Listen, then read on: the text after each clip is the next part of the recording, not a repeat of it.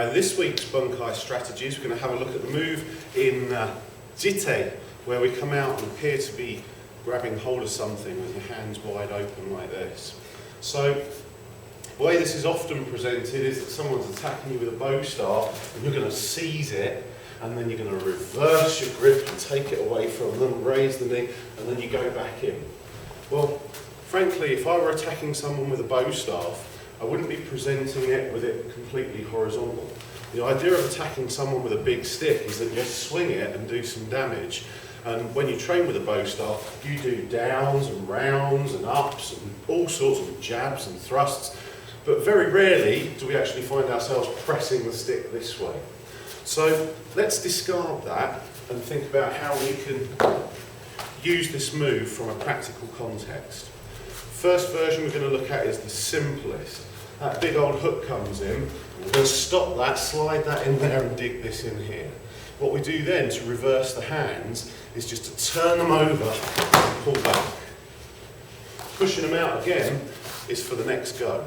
So simple version is always good.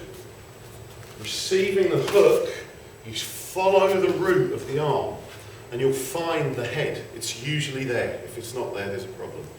And then the other hand zooming out, and what we've got to watch for, of course, is that this doesn't land as well. So we're coming in here like this and taking hold of whatever we can get. Let's use a belt for the moment. And then as we deal with that, we end up turning the hands and pulling back. And as you pull back in this kata, there's a knee raise before you come forwards again. So we've got a very, very logical reason for bringing this hand up here like this and putting this hand out here like this.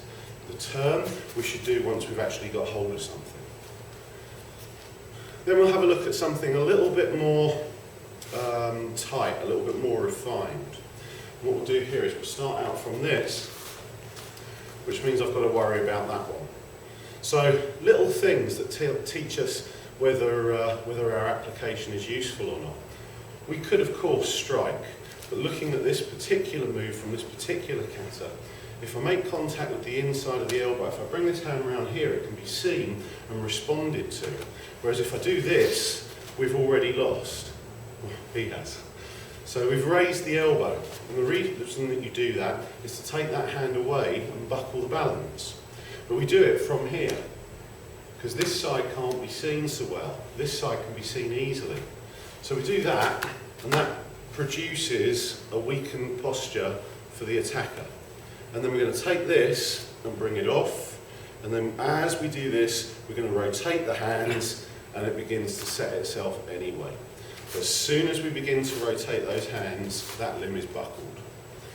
If we get through the natural pull on that next bit, we pull them over, the same as you saw with the hook punch. So we're starting from a touch. Does it have to be? Could it be a hook? Of course it could. The reason we're starting here like this is so that you can see what's going on just here. And as he touches here, we're touching the inside of the arm and bringing it up.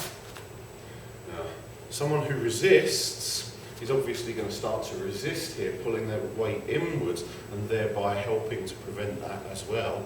But as we touch, we can always give it a little bit further that way before we bring it up and then stick this in.